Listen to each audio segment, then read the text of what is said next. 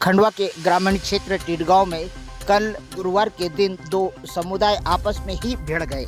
अतिक्रमण को लेकर उलझे यह दोनों समुदाय की लड़ाई इस कदर बढ़ गई कि मीडिया और अखबारों में भी यह खबर बन गई। खंडवा के टिटगांव में और अनेक गांव में ऐसे अतिक्रमण के मायाजाल फैले हुए हैं।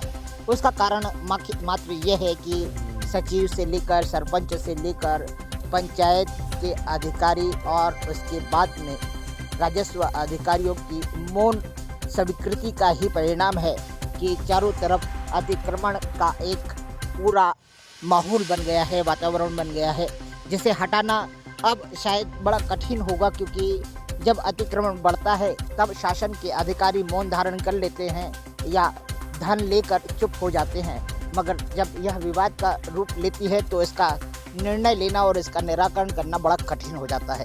खंडवा में आज शुक्रवार के दिन इसी अतिक्रमण को लेकर टिटगांव के ग्रामवासी खंडवा के हिंदू नेता अनिस अरझरे के साथ में एसडीएम कार्यालय पहुंचे, जहां वह अपनी शिकायत रखने के लिए वहां गए और वहां से एसपी कार्यालय उन्हें बुला लिया गया और बोला गया कि आप अपनी शिकायतें यहां दर्ज कराएं।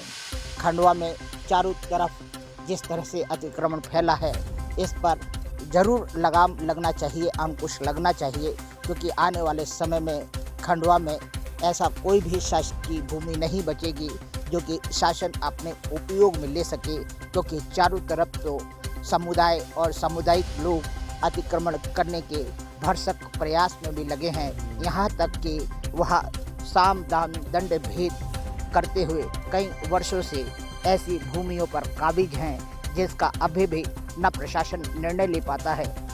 जब अनिस अरझरे से पूछा गया कि इसके परिणाम अगर नहीं निकलते हैं तो आप लोग क्या करेंगे, तो उनका कहना था कि आखिर में प्रशासन मौन रहा तो हमें ही विवश होकर बुलडोजर लेकर या जेसीबी लेकर इन घरों को और इन अतिक्रमणों को तोड़ना पड़ेगा। आइए सुनते हैं कि क्या घटना है टिटगांव ग्रामवासियों की और क्या कहा अनिस अरझरे हिंदू नेता ने।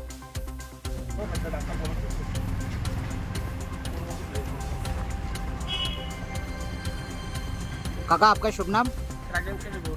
कहाँ से आए हैं आप? क्या समस्या लेके आ रहे हैं? गाँव में बहुत ज़्यादा अतिक्रमण हो गया था रोड के दोनों साइड में। अच्छा, 2-3 बार प्रशासन इसके शिकायत कर चुके हैं, उसके बाद भी कुछ नहीं हो रहा है। आए दिन दुर्घटनाएं हो रही है, लोगों से रास्ता गैर भाषा बोली जा रही है। हाँ। महिलाओं किसानों को वहीं से आना जाना रोड पे ही है। हाँ। तो बार विवाद होता है। ये समस्या कब से चल रही ये है? समस्या 1.5-2 साल से चल रही है। 3-4 बार प्रशासन को भी बता दिया, जानकारी देती है। तो इस समस्या का मुख्य कारण कौन है?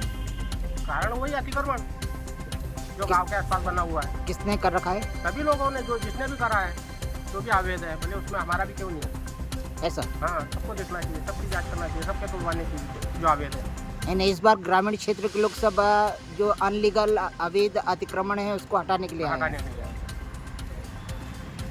डॉक्टर साहब, क्या है, क्या पूरा वृत्तांत क्या है, बताइएगा। टिटगांव में पिछले साल भर से मेरा वहाँ आना जाना है। पिछले 26 जनवरी पर भी वहाँ के कुछ मुस्लिम लड़कों द्वारा विवाद किया गया था। हाँ। उसके बाद 22 जनवरी को जो प्राण प्रतिष्ठा अयोध्या में थी, उस दिन भी घृणित कार्य करके विवाद की स्थिति बनी थी।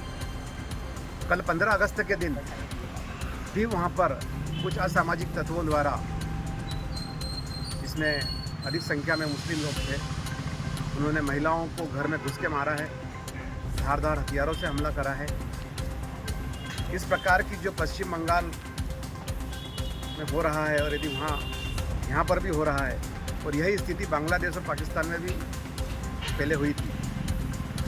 यदि इस सब चीज़ों को प्रशासन यदि नहीं रोकता है तो आने वाले समय में कोई बड़ी घटना को यह लोग साजिश के तहत करेंगे। प्रशासन से हम लोग 4 बार निवेदन कर चुके हैं, प्रशासन हमेशा नरमी बरतता है। इस बार प्रशासन ने यदि कठोर कार्रवाई नहीं की तो बड़ा जन आंदोलन के लिए प्रशासन तैयार रहे।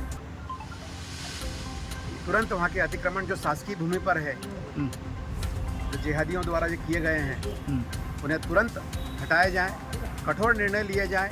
यदि प्रशासन अपनी स्वयं की ज़मीन नहीं बचा सकता तो सामान्य समाज की ज़मीन को क्या बचाएगा। अच्छा डॉक्टर साहब, बहुत जगह पे अतिक्रमण इसी तरह से कर रखा है लोगों ने, मगर प्रशासन हर बार मौन रहता है। और इस बार भी यदि अगर आपका आवेदन निवेदन स्वीकार नहीं होता है और इस पर कोई भी क्रिया प्रतिक्रिया नहीं होती है तो फिर क्या करेंगे?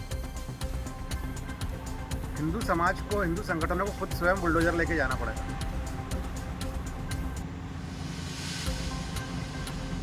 धन्यवाद।